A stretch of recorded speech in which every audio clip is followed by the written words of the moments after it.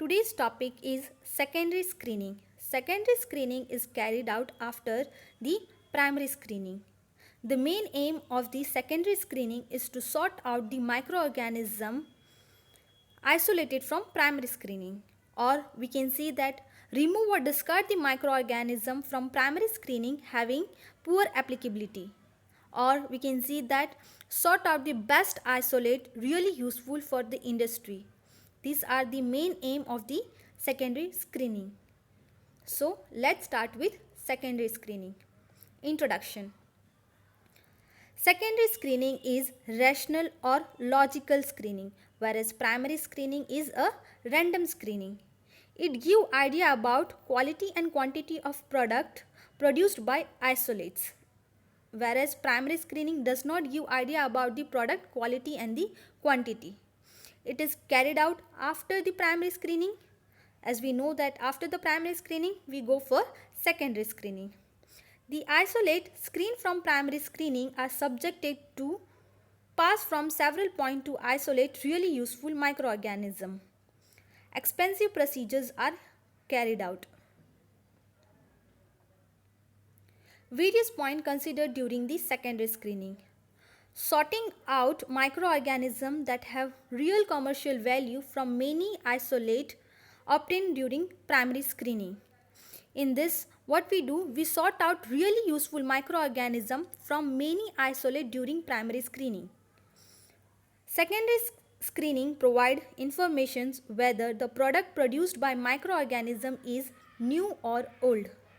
This is done by thin layer chromatography or paper chromatography technique that will help you to compare with previously known compound whether our product produced by microorganism is new or old or not. Isolate obtained from primary screening have different product yield, so select the best isolates which has ability to produce product in high amount. Okay, each isolate has a different product yield potential, so we will select one of the best which we will select. Okay, secondary screening determines the optimum condition for the growth or accumulation of product associated with particular culture. Optimum condition for the growth, which means that there are the different growth factors such as pH, temperature. By varying the pH, temperature, which pH or which temperature is the best, or we can say that which is the optimum, that can be determined from the secondary screening. It provides information related to effect of different component of medium that will helpful. It is valuable in designing the medium. For example, here I can say that, for example, if by varying the NaCl concentration we see the growth of optimum best, or we can say that the maximum obtained growth by varying the NaCl concentration, that will help us to design the medium. As we know that the medium containing the many component, so how we can come to know that which component is required in a higher amount, which component is required in the lesser amount for this organism. So by varying the media component, we can come to know, we can design the media. Okay, 6 points is that secondary screening detect the gross genetic stability in microbial culture. It's important because microorganisms tend to undergo mutation and lose their capability to produce desirable product. Okay, gross genetic stability means net genetic stability. If mutation occur, it will lose the ability to produce respective product. Okay, its gene should remain as it is throughout the process. It should be remain constant or stable, and mutation does not occur. If occur, we can know by secondary screening. Secondary screening provide information about the number of product. Number of product means major or minor product produced in a single fermentations. Okay, whether in the single fermentations minor and the major product is produced, that we will come to know by the secondary screening. Sometime byproduct, that is our major not, but it is a, we are talking about the minor product, that is our byproduct produced by fermentation, has a great economical status, because byproduct also sometime it has a great, or we can see that it has a large importance values in a market. So we can't neglect the byproduct or a minor product. Okay. Secondary screening provide information about solubility of the product in a various organic solvent, as it is useful in recovery and subsequent purification of the product. Whatever the product produced by microorganism, we will come to know by the secondary screening in which solution it is soluble. So that will help us to recover the product or in the purification step. Chemical, physical and biological properties of product are also determined during the secondary screenings. We can determine the chemical, physical and the biological properties during the secondary screening, such as chemical such as structure, physical such as storage temperature, biological properties such as biodegradation is possible or not. This type of properties we can come to know or we can determine during the secondary screening. Secondary screening reveal whether the culture is homofermenter or heterofermenter. Homofermenter means single product is formed. Heterofermenter means different product is formed at the end. This we can come to know by the secondary screening. As product have simple, complex and macromolecular structures. Okay, every product has a, we can know whether the product is a simple, complex or macromolecule. Determination of structure of product is done. Okay, in the secondary screening we go for structural determination of product, whether a product is a simple, complex or macromolecules. Okay, secondary screening check toxicity for animal, plant and man as the product is used for therapeutic purpose.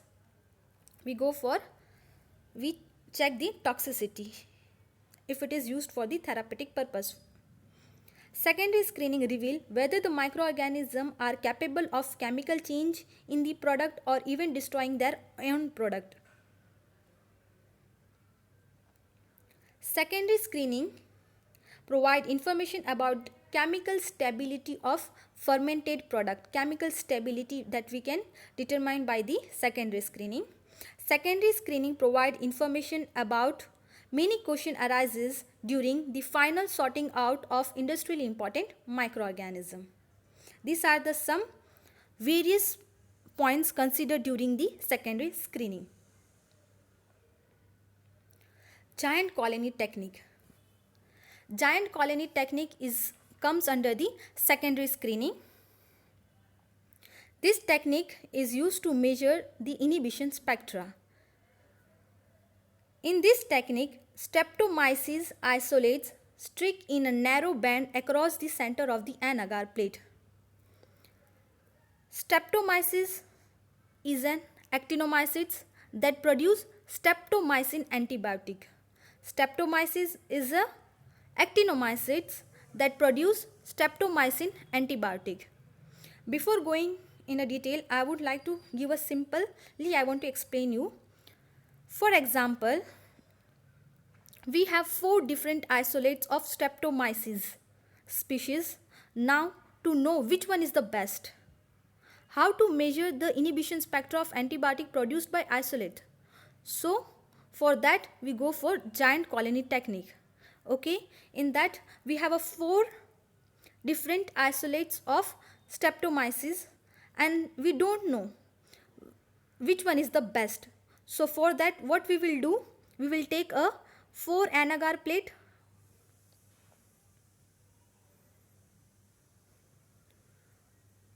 and we will streak a narrow band across the center of N-agar plate.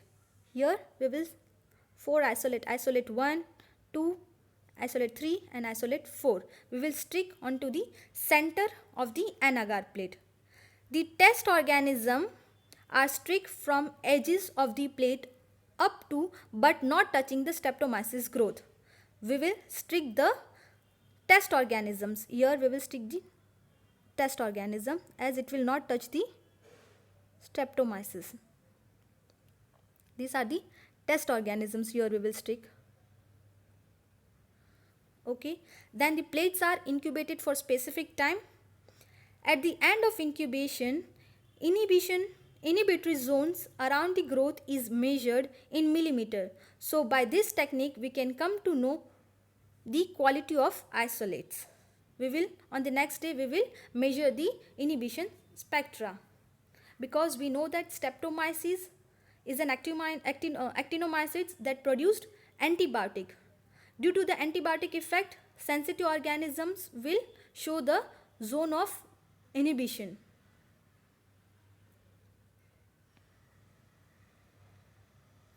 Disadvantages of this technique is, in this we use solid media, so we cannot get idea about when organism produced antibiotic or in which phase of their growth rate they produced antibiotic. Because what happened, just we have streaked the plate, okay, and after streaking we have put onto the incubator, and on the next day we measure, but at that time we just don't know at which phase they had produced the antibiotic. So this is the disadvantages of this giant colony plate technique. This may be solved by using combination of solid liquid media together. So we will see use of solid and the liquid media. In this technique gives idea about when and how much amount of antibiotic is produced, which is detected by recovery of the product. First, inoculate test organism or isolate screen by the primary screening. Whatever the isolates, what are the best isolates, for example 4 or 2 isolates that we get from the primary screening, that we will select, okay, that we will take, or we can say that we will inoculate in the liquid medium containing flask, Erlenmeyer flask having baffles, okay, that containing nutrient broth. Then in that nutrient broth containing flask, in that we will inoculate our primary isolates, okay. Then we will inoculate the flask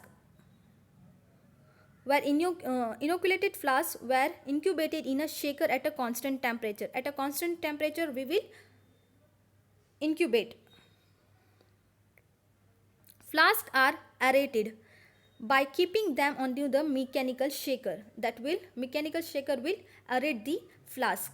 Since the growth of streptomyces and production of antibiotic occur better in aerated flasks than in the stationary ones.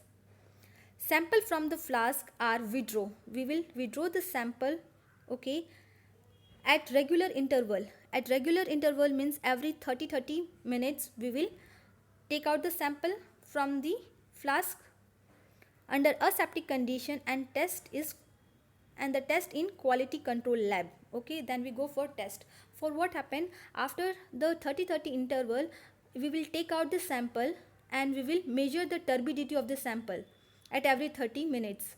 For that we will use spectrophotometer, or we can go for colorimeter.